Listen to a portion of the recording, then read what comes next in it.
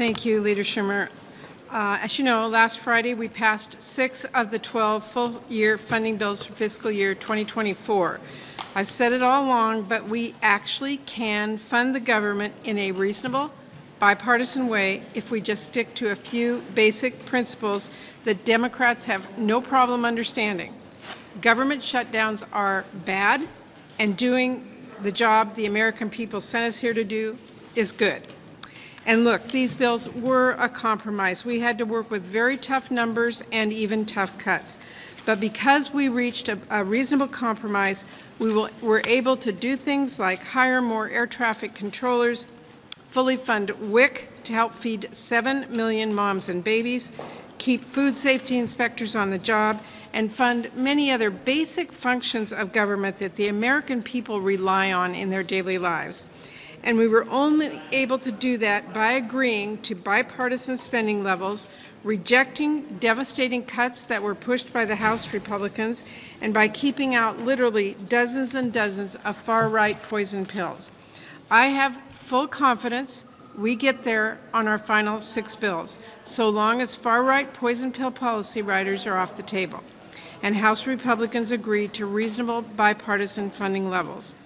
The order of the day, every day until we pass the last 6 bills, is to leave the extreme demands at the door and work together to pass our full-year spending bills. And let's not forget that the Senate-passed National Security Supplemental will pass the House if Speaker Johnson simply allows an up or down vote. In the midst of all of that, we do need to be thinking now about fiscal year 2025, and the President's budget offers a strong roadmap for that work.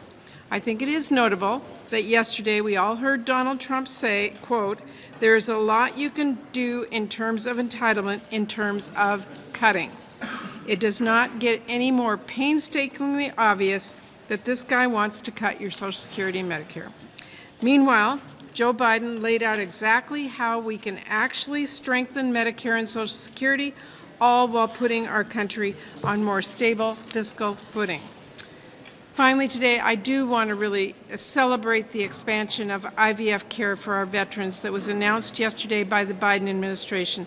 This has been my priority for well over a decade.